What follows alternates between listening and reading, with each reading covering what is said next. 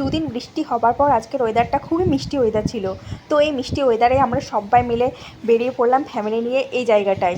এই জায়গাটা কোথায় বলো তো, সেটা কিন্তু আমি আর আজ বলবো না, আমি পরে বলবো।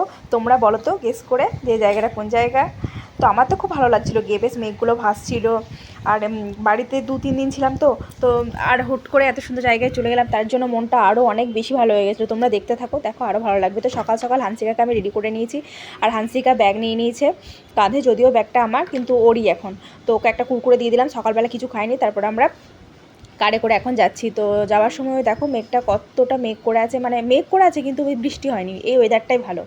তো ফাইনালি আমরা পৌঁছেও গেছিলাম। আর এই জায়গাটায় গিয়ে তো বললাম প্রথমে যে মন প্রাণ শরীর মানে সব পুরো জুড়িয়ে গেছিলো একদম। যদি মানে শরীর খারাপ কোনো ছিল সেটাও ভালো হয়ে গেছিলো, মন খারাপ ছিল তো মন খারাপটাও ভালো হয়ে গেছিলো। মানে এটা এত সুন্দরই জায়গা, মানে গেলে অটোমেটিক মন ভালো হয়ে যাবে।